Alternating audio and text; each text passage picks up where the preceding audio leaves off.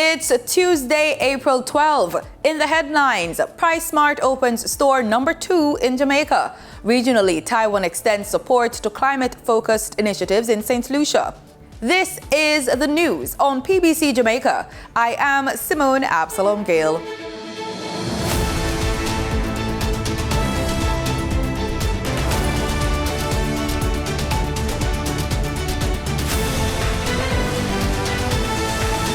Prime Minister Andrew Holness is asking Jamaicans to be patient as his administration makes the move to a republic.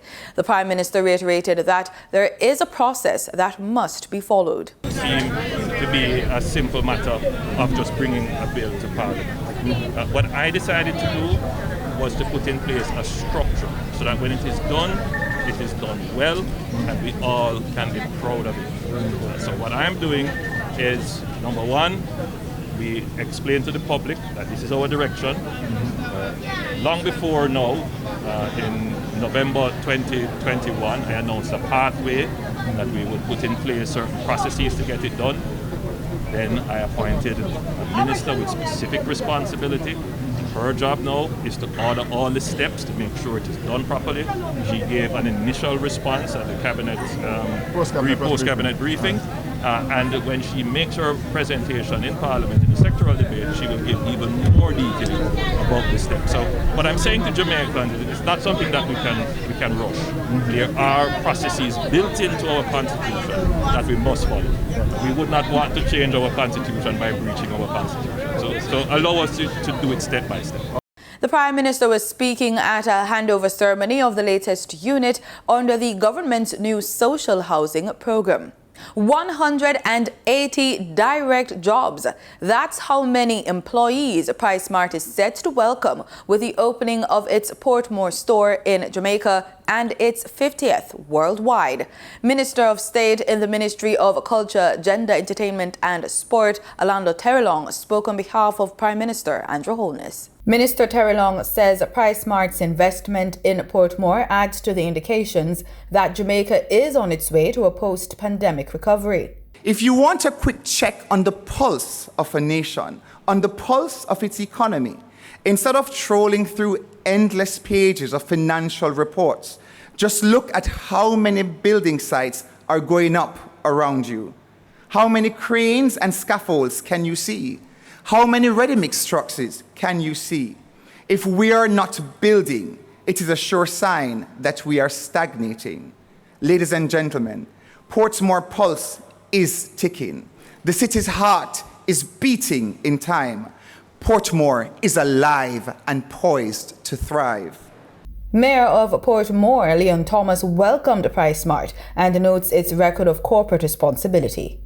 I look forward to partnering with you for our municipality events, and we continue to strive to make our residents more comfortable on Portmore.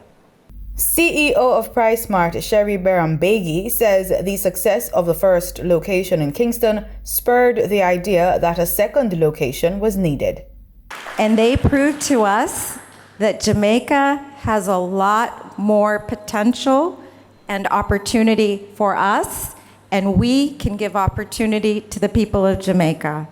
Ground has been broken for construction to start a new $175 million police station at Little London in Westmoreland. The new facility is being built under the Ministry of National Security's project Rebuild, Overhaul and Construct initiative with assistance from the National Housing Trust.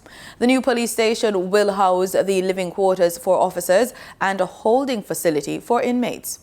Prime Minister Andrew Holness says the police station was part of government investment in national security. This government, my administration, has made an instrumental, deliberate, well-thought-out decision that we are going to make national security a priority, and not just in words, but in the allocation in the budget. No other administration in any other period of the history of Jamaica has spent more than this administration has on national security. From my vantage point, the investment is already bearing fruit. The Prime Minister is urging the construction team to speed up the project. The only disappointment I would raise is that Mr. Moore from the NHD said, I will see you in 2 years. It can't be that it takes us 2 years to build this is a small building with a small footprint. You know, in today's world, we can do this much faster. So I would urge you,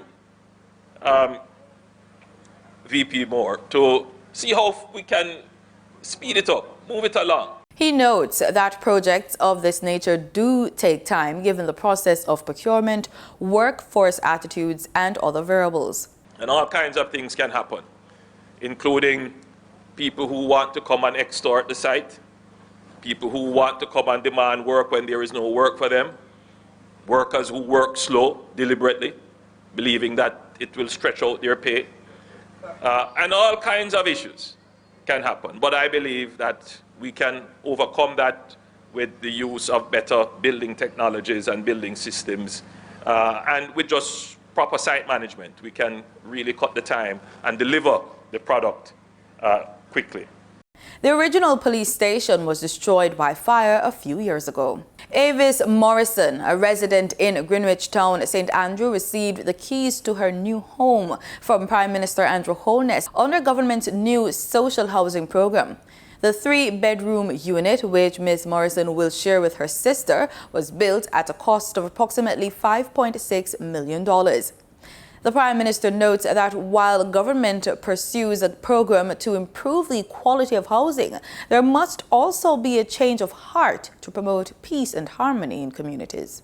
Along with the urban and social renewal, has to be a program of social transformation. In fact, I like to call it, there needs to be a cultural revolution in Jamaica, because a large part of our crime problem is entrenched in our culture. Prime Minister Holness says he is pushing to have 1,000 houses built per year. The procurement process can be used quite effectively if you are putting more houses to tender at the same time. So you're giving out larger packages, and therefore the contractors need to have greater capacity, and we need to do greater planning. And in fact, we need the MPs, therefore, to send in their applications earlier so that we can plan them out, put them in larger packages, and in that way, we can do more houses. The actual process of construction is a concern. It can be a limiting factor for time. But what we are noticing is that we are able to put up a 3-bedroom unit in 3 months, which is, you know, depending on terrain and circumstances, other circumstances, a 3-month window for construction is quite good. The capacity of the Jamaica Constabulary Force to deliver improved services has increased immensely. This from Deputy Commissioner of Police Clifford Blake. Here's a clip of DCP Blake recounting a recent experience of a motorist and the involvement of the new handheld e-ticketing system. So I got a ticket just now, #tragic, in these hard times, but I was in the wrong. Officer was exceptionally professional though, assured me we'd be done in a few minutes. And Viola, e-ticket in under 2 minutes. Ticket stings, but it was A+ experience. Keep it up, officer. This positive experience, the positive experience of this motorist is from the recent investment in technology through the procurement of handheld electronic devices to issue tickets. He was speaking at the groundbreaking ceremony for the Little London Police Station in Westmoreland, noting that with continued investment in new equipment and police buildings, it will yield positive results and create a safer Jamaica. Director of the Pan American Health Organization, PAHO, Dr. Carissa Etienne, says the Caribbean is yet to meet its target for COVID-19 vaccination.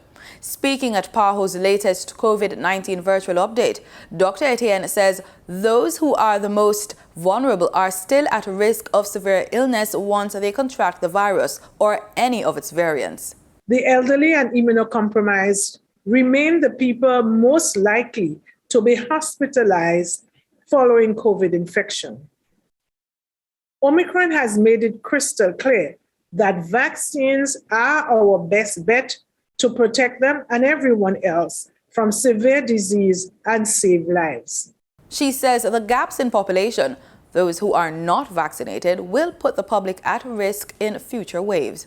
Despite all of our efforts and efforts of member states, 240 million people in the Americas have yet to get a single shot of COVID vaccine. Together, we have secured the necessary vaccine supplies. Now, we need to redouble our efforts to ensure that our vulnerable populations receive the doses that they need to remain protected against COVID-19. Dr. Etienne is urging those in authority to continue to monitor the situation so as to be proactive against another viral wave. Countries must also continue to monitor this virus to stay prepared for what is coming next. Throughout the pandemic, testing has been a critical tool to track COVID spread. But today, some countries have changed their testing strategies, making it more difficult to get the full picture of BA2 in our region. Countries must keep testing capacity in place. Time now for the business report with Danita Rodney.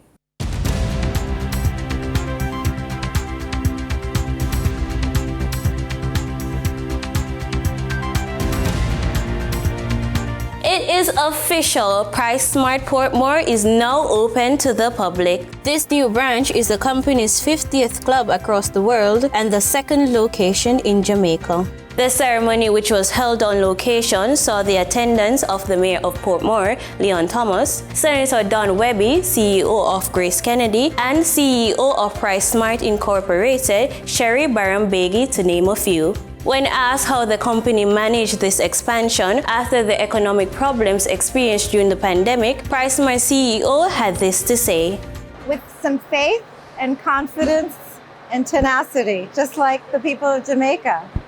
I think this was a worldwide experience, and those who stayed true to their core values and remained optimistic about the future and the human spirit were able to come together and make good things happen. And I think those people who stayed the course have done well. So we're very excited about being here in Portmore. We know that Jamaica had its own stages of challenges with tourism and circulation being severely cut back. But again, because of perseverance, hard work, and optimism, we see a booming environment once again. So we're very happy to be partners with you in this experience. She also said that the decision to create a new branch in Portmore was not only made through evaluation, but also because of the need of the people. We're always evaluating different areas, not just in Jamaica, but throughout our entire company. And we felt there was definitely a need here. Kingston has had a lot of pressure in terms of the number of members that would go through, and we really want the members to have an excellent experience, and we felt that there's a need here, and we identified a property. So there are a lot of factors that go into getting a new site and expanding to a new location, including the right opportunity and the right location. In foreign exchange trading for Monday, April 11, the US dollar sold for an average of $155.33. The Canadian dollar ended trading at $123.26. The pound sterling traded for $202.20, and the euro sold for an average of $171.12. The following reflects the movement of the JSE indices in Monday's trading session. The JSE index declined by 940 points to close at over 300,000 units. The junior market index advanced by 10 points to close at over 4,000 units. The combined market index declined by 786 points to close at over 400,000 units, and the All-Jamaican Composite Index declined by 1,183 points to close at over 400,000 units. Overall market activity resulted from trading in 110 stocks, of which 44 advanced, 46 declined, and 20 traded firm. Stocks advanced for 13A Student Living Jamaica Limited Variable Preference, Access Financial Services Limited, and AMG Packaging and Paper Company Limited. Stocks declined for 1834 Investments Limited, Berger Paints Jamaica Limited, and Cargo Handlers Limited. Trading firm were 13A Student Living Jamaica Limited, CAC 2000 9.5% Cumulative Redeemable Preference Shares, and Siboney Group Limited. Trans-Jamaican Highway Limited was the volume leader with over 6 million units, followed by Mailpack Group Limited with over 3.5 million units, and Indies Pharma Jamaica Limited Ordinary Shares with over 3 million units. In regional stocks on the Trinidad and Tobago Stock Exchange, Clico Investment Fund was the volume leader, trading over 44,000 shares, followed by Calypso Macro Index Fund with 6 shares. On the Barbados Stock Exchange, Cave Shepherd and Company Limited was the sole security, trading over 1,000 shares. With just days away from Good Friday, it may be a bit challenging for some Bajans to acquire fish this year as prices are through the roof. Ryan Phillips reports. If you intend to uphold the Barbadian tradition of enjoying fish on Good Friday, well, you will have to dig a bit deeper into your pockets this year. That's because fisherfolk here at the Bridgetown Fisheries Complex say costs are high as catches are small. My name is Jerome Holo, captain of Legend Odyssey. Right now, things are a little bit slow on the ocean. Well, we leave last Monday evening about around 4 o'clock. We sail all through the night, all through the Thursday. The Tuesday morning, straight through until Wednesday morning. And we went 190 miles east of Barbados. Southeast of Barbados, sorry. And we drift about 4 days on that drift. Then we pushed back in because up there was really, really hard. The tide was going up southeast all the time, so we came back in about 135 miles. And then we start picking up a couple of flying fish, a couple of dolphins. We got about 3 sharks on board. But the trip was not good. And the fish vendors are quoting top dollar for some types of fish. The whole flying fish are now selling from the boat at $190 per 100. Flying fish was $250 for 100, but now they come down to $160, $170. Earlier, the dolphins were selling at like $10 a pound.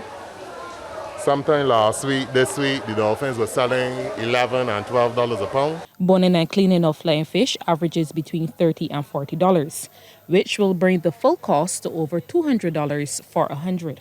Rianne Phillips, CBC News. In market data for oil prices climbed today as Shanghai's relaxation of some COVID-19 restrictions eased concerns about Chinese demand, and as OPEC warned it would be impossible to replace potential supply losses from Russia. Brent crude futures rose $3.26 or 3.3% to $101.74 a barrel, and West Texas Intermediate crude was up $3.01 or 3.2% at $97.30 a barrel. And that was the business report on PBCJ. I'm Denida Rodney. In regional news, in the Bahamas, opposition leader Michael Pintard is calling for a summit to address the recent rise in crime. As murders continue to rise, the Free National Movement leader says it's time for the Davis administration to do more than just talk. Pintard calling on the government to convene a crime summit of leaders and members of various criminal groups. Pintard says, put bluntly, politicians are likely well aware of who the members of gangs are in their constituencies and helping during their campaigns. We believe the government needs to convene a summit that is pulling together the leaders of these different factions to have a conversation with respect to the choices that they're making. We all know, and let's be real, that the influential persons at the street level, whether it's gang, whether it's persons involved in the informal sector, that political figures have knowledge of who they are and some relationship with them because they utilize them during the election cycles. And so they ought to pull these persons together to diffuse, to interrupt this violence. During the weekly Office of the Prime Minister press briefing on Thursday, Prime Minister Davis announced several measures to stem the escalation of murder, including saturation patrols, an increase in drones and shot spotter technology, the creation of a new police task force, and the constitution of the National Security Council. The PM's announcement came after 5 men were murdered in separate incidents between Sunday and Wednesday, and hours before another man was killed on Andros Avenue, pushing the murder count to 44. Efforts to secure continued action towards achieving St. Lucia's climate ambition has received the financial backing of national partner Taiwan. On Friday, officials representing the Embassy of Taiwan extended support to the tune of tens of thousands aimed at further supporting climate action plans. NBC Prime has the details. In 2015, efforts to achieve an international accord on the management of climate change issues resulted in the signing of the now historic Paris Agreement. The agreement was adopted by 196 parties at COP21 in Paris and entered into force on November 4, 2016, with the ultimate goal of limiting global warming to well below 2 degrees. Ahead of this, several OECS member states presented NDC or nationally determined contributions, which aimed to support the global effort to positively impact issues of climate change.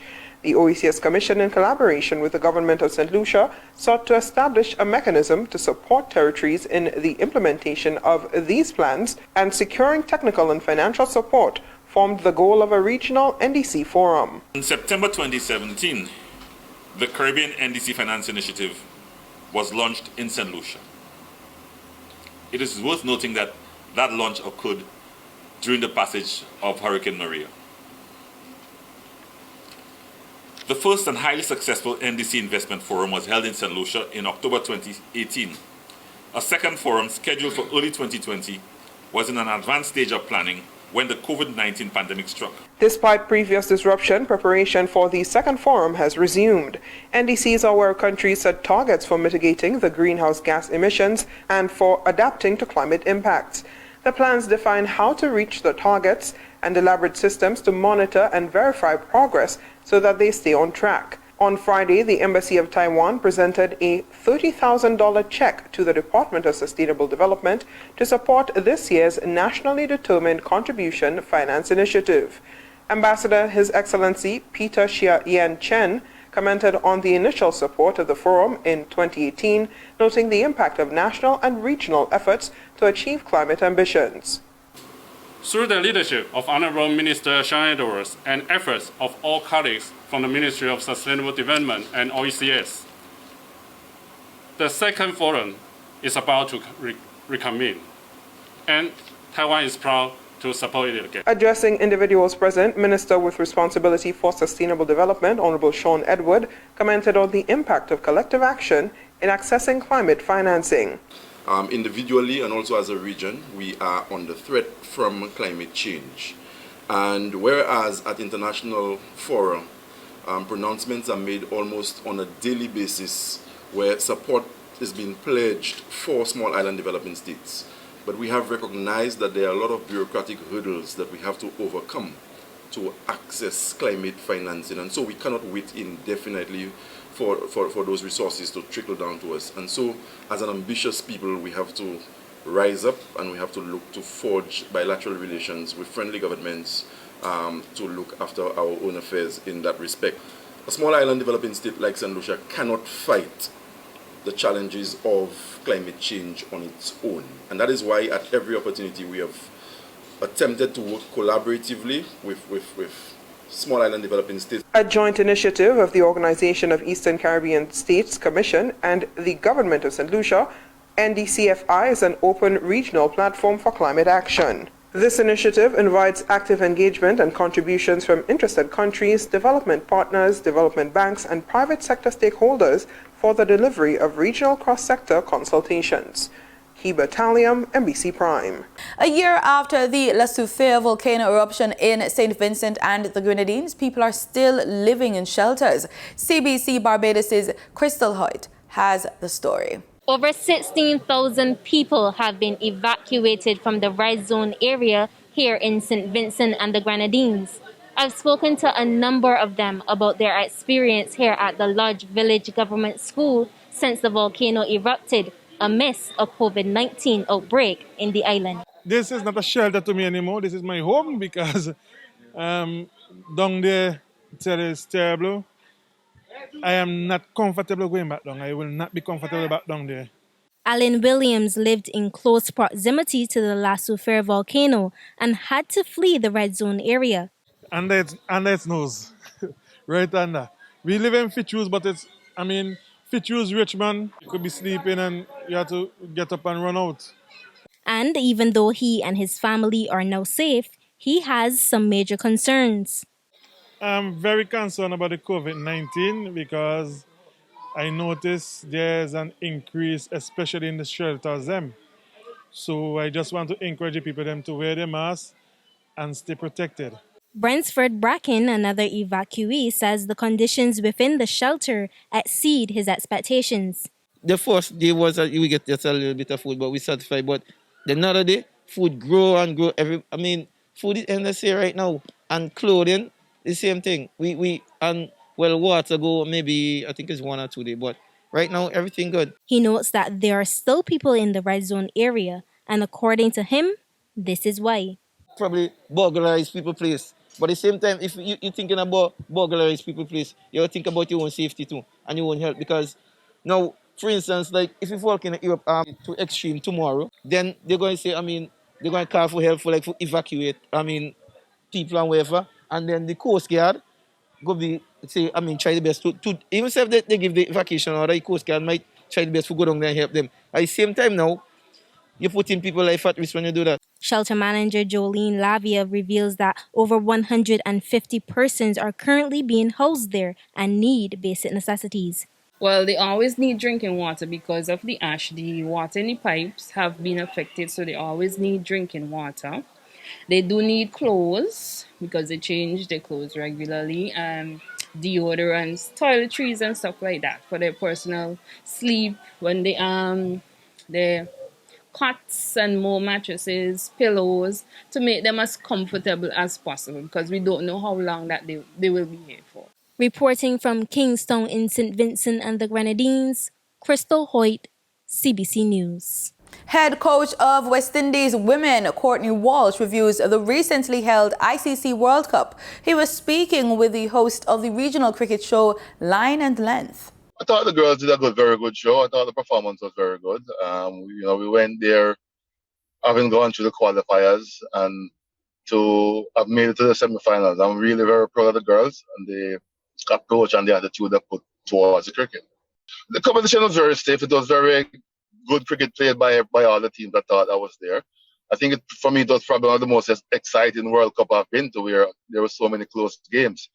So I think the competition was very stiff. Any team on the day could come out victorious, I believe. Well, probably apart from the Australians who were eventually winners. But you felt that any team who put together the right strategy and the right plans on the day and performance by executing, they could come out victorious. And it shows that throughout the competition. All the teams that did well consistently or did well in the games, it's just who executed better on the day or on most of the days. Sunshine Girls gold shooter Janelle Fowler proved her weight in gold, especially in the second half, as West Coast Fever repelled a strong challenge from Queensland Firebirds to maintain their unbeaten start to the Australian Super Netball Championship. Fever found themselves down 36-34 at the half, but outscored Firebirds in the second half thanks to the near-perfect efforts of the 32-year-old Fowler, drawing their way back to win 77-69 at Nissan Centre on Sunday. She was supported by 23-year-old 6-footer Sasha Glasgow, who netted 10 from 14 attempts. For Firebirds, 28-year-old Donnell Willem, who has replaced veteran Jamaican Melda Aiken, who is on maternity leave, scored 39 from 41 attempts, while Gretel Bueta chipped in with 12 from 18. There was no such luck for Fowler's Sunshine Girls teammate Shimona Nelson as her Collingwood Magpies crashed to a 75-64 defeat to New South Wales Swifts, who were still without injured Trinidadian shooter Samantha Wallace. At the Ken Rosewall Arena in Sydney on Saturday, the 23-year-old Nelson scored a perfect 26 from as many attempts, while Sophie Garvin supported with 19 goals, also from as many attempts. And with that, we call an end to today's newscast. On behalf of our entire news production team, thanks so much for making it PBCJ. Remember, we are the People's Station.